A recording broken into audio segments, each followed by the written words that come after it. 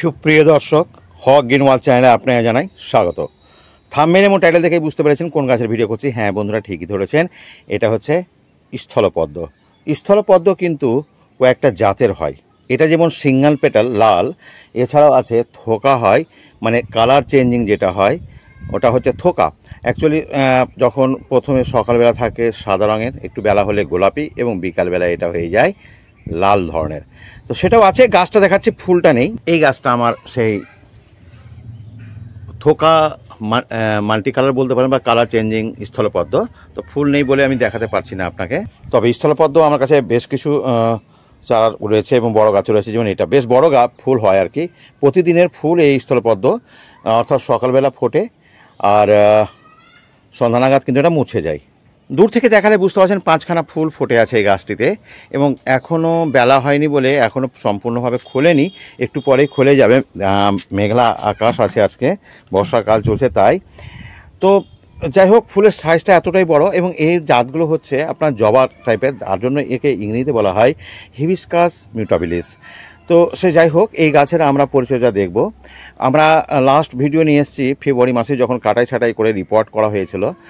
আর তখন বলেছিলাম কী ধরনের মিডিয়া লাগবে, কী ধরনের পরিচর্যা, তখন কী ধরনের খাবার দেবেন, এবং ফুল যখন ফুটবে তখন কী ধরনের খাবার দেবেন, এটা বলেছিলাম। আর দ্বিতীয় কথা হচ্ছে, যারা এইসব দেখতে যাবেন তারা অবশ্যই আমাকে ফলো করে নেবেন ফেসবুক থেকে দেখলে, কিংবা আপনারা সাবস্ক্রাইব করে নেবেন ইউটিউব থেকে দেখলে। আজকে শুধু আমি বলবো যে বর্ষাকালে বেশি খুব একটা খাবার দেওয়া হয় না আর কি, লিকুইড খাবার তো দেওয়া যাবেই না। তো যখন আমরা দেখবো যে গাছে অতিরিক্ত ফুল ফুটছে এবং প্রচুর কুড়িও রয়েছে, এখন এই ফুলগুলো ফোটার জন্য তো একটা শক্তির প্রয়োজন আছে গাছের। তো ন্যূনতম খাবার দেবো, তবে খাবারটা দেওয়ার সময় অবশ্যই আপনাকে খেয়াল রাখতে হবে যে খাবারটা যেন কোনো প্রকার লিকুইড খাবার না হয়। যদি আপনি মনে করেন সময় দিতে পারবে না গাছে এবং খুব চটজলদি রেজাল্ট চাইছেন, তাহলে কিন্তু আপনি রাসায়নিক সার ব্যবহার করতে পারেন। এই গাছে রাসায়নিক সার ব্যবহার করলে কোনো খুব একটা সমস্যা হবে না, তবে না করলে বেটার। আমি প্রেসক্রাইব করবো না দিতে রাসায়নিক সার, তবে যদি মনে করেন যে আমি না দেবো না, তবে দিলে আপনি 10-26 দিয়ে দেবেন, আপনাকে অন্য কিছু আর ভাবতে হবে না। কিন্তু অনেকে আবার জৈবিক সারের উপর নির্ভরশীল করেন, যেমন কলার খোসা ভেজানো জল দিতে পারে, পেঁয়াজের খোসা ভেজানো জল দিতে পারেন, ডিমের খোসা দিতে পারেন ক্যালসিয়াম উৎস হিসাবে। আর পেঁয়াজের খোসা এবং কলার খোসাটা হচ্ছে পটাশিয়ামের উৎস হিসাবে দেওয়া হয়। মানে প্রচুর ফুল ফোটাতে গেলে ওই সমস্ত খাবার দিতেই হবে। তো আমি কি খাবারটা দেবো সেটাই শুধু আপনাদের বলবো। আর পাতা হলুদ হলে কী কত হবে, মিলিবাগ যে রোগটা হয় সেটাই বা কীভাবে সারাবো, অথবা গাছটা রাখবো কোথায়, এ নিয়ে আমি আলোচনা করছি। তো প্রথমে আমি একটা মিডিয়ার কথা বলে দিই। দেখেন, এই গাছটা যেহেতু বহুবর্ষজীবী গাছ, একটু যত বড় গাছের সাহায্য যে টব নেবে, এটা আমার বাড়ির তৈরি করা একটা টব, বড় টব আর কি, লম্বাটা একটু বেশি আছে। তো এখানে আমি ওই 30-40% থেকে 50% পর্যন্ত আপনি গার্ডেন সয়েল নিতে পারেন, যদি এঁটেল মাটি না থাকে। আর তাতে কিন্তু 10% বালি দিয়ে দেবেন যদি একটু মনে হয়, ড্রেনেজ করার জন্য। কারণ ড্রেনেজ করতে হবে, কারণ এই গাছ জল পছন্দ করে একটু বেশি, তবে জমা জল নয়। বোঝা গেল নিশ্চয়ই। কম্পোস্ট দেবেন মোটামুটি 30-40% সম পরিমাণ দিয়ে দেবেন কোকোপিট, কারণ এই গাছে ময়েস্ট পছন্দ করে। কোকোপিট দিলে জলটা ধরে রাখবে। মিডিয়া হয়ে গেল। এবার গাছটা যখন বয়স হবে, বিশেষ করে এপ্রিল মাসের শেষের দিক থেকে ফুল হবে, সারা গ্রীষ্মকাল বর্ষাকাল সম্পূর্ণ হবে, এবং অক্টোবরের পর থেকে এই গাছে ফুল আসা বন্ধ হয়ে যাবে, অর্থাৎ ডরমেন্সি পিরিয়ড। ফেব্রুয়ারিতে আবার কাটাই ছাড়াই করবো, দেখতেই পাচ্ছেন একটা ডালকে কেটে দুটো করেছি, এখানে দুটো কেটে আবার দুটো হয়েছিল, এটাকে কেটে আবার 3টা হয়েছে। ঠিক এইভাবে চলতেই থাকবে, এবং যত ব্রাঞ্চ বেশি করতে পারবেন তত বেশি ফুল হবে। এটাই হচ্ছে বাস্তবতা।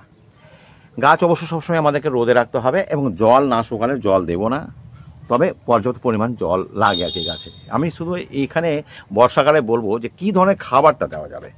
এখন কিছু সমস্যা দেখা যায় গাছে, যেমন আমি দেখেন জৈবিকভাবে যেহেতু করব, এখানে আমি দিয়েছি বনডাস, এখানে আছে শিং চাচা বা শিংকুচি, এটা হচ্ছে নিমখোল, এটাতে লাগবেই।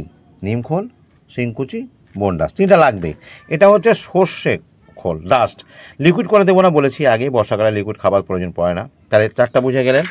এইবার এটা হচ্ছে 0050। 0050 বলতে টবের কাছে আমরা লাল পটাশ দেবো না, 0050 দেবেন, খুব ভালো রেজাল্ট করবে আর কি। আর এইটা হচ্ছে ম্যাগনেসিয়াম সালফেট বা অ্যাপসাম সল্ট, যে গাছের পাতা হলুদ হতে দেবে না। তাহলে বোঝা গেলেন যে এই খাবারটি দিলে আপনার গাছে আর কোনো কিছু প্রয়োজন আছে বলে মনে করি না। সবটাই অর্গানিক, আপনি সবটাকে মিশিয়ে নিতে পারেন এইভাবে, ভালো করে মিশিয়ে নিন একদম সুন্দর করে, যাতে সব উপাদান একই রকম হয়। এইভাবে দিয়ে পুরো এক মুঠ এই গাছে দিয়ে দিলাম। আচ্ছা, এবার একটু নিড়ানি নিব, নিড়ানিটা নিয়ে মাটির সঙ্গে এটাকে মিশিয়ে দেব। দেখতে পেলেন, এই সুন্দর করে মিশিয়ে দেন।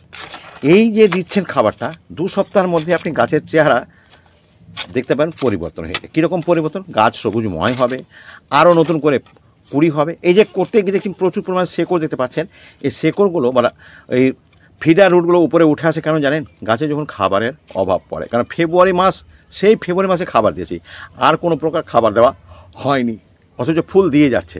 তো তাহলে খাবারের একটা অভাব পড়বেই। এবার দেবো একটু জল। জলটা কিন্তু আমরা পর্যাপ্ত পরিমাণে দেবো, এতটা দেবো না যে জল আবার বয়ে চলে যাচ্ছে, এমনটা নয়। 1 লিটার মতন দিয়ে দিলাম।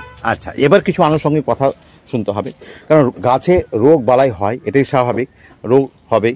আর এই গাছের রোগ বলতে একতারা যেটা ব্যবহার করতে হয় মিলিবাগ।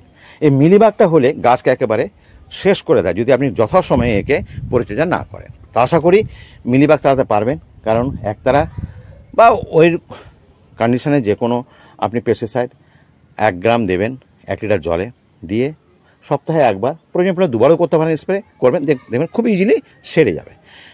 আমার মনে হয় না এই গাছের আর কোনো কিছু জানার ব্যাপার আছে। একটা শেষ কথা বলবো, সেটা হচ্ছে খুব সহজেই এই গাছের শাখা কাটিং থেকে আপনি চারা করতে পারবেন। মানে যখন ওই যে ফেব্রুয়ারি মাসে আমরা কাটাই ছাটাই করি, তখন কিন্তু ছোটো ছোটো গ্রোয়িং শাখাগুলো এরকম গ্রোয়িং ব্যাগে বসিয়ে দেবেন, এই যে মিডিয়া করে গ্রোয়িং ব্যাগে বসিয়ে দেবেন। এই গাছেও কিন্তু কুড়ি চলে এসছে, আশা করি দেখতে পাচ্ছেন কুড়ি চলে এসছে। আর শেকড় কত হয়েছে সেটা বলার অপেক্ষা রাখে না, এই যে দেখুন কত শেকড় হয়েছে। তো এই গাছটা আমি সেপ্টেম্বর মাসে পটিং করব। আর কারো প্রয়োজন পড়লে আমার এলাকায় যারা আছেন তারা দরকার পড়লে চারা গাছ নিতে পারেন, সংগ্রহ করতে পারেন আমার কাছ থেকে। আজ এখানে শেষ করছি বন্ধুরা, পরবর্তীতে নতুন কোনো গাছ নিয়ে নতুন কোনো তথ্য নিয়ে হাজির হব। ততক্ষণ ভালো থাকুন, সুস্থ থাকুন, ধন্যবাদ।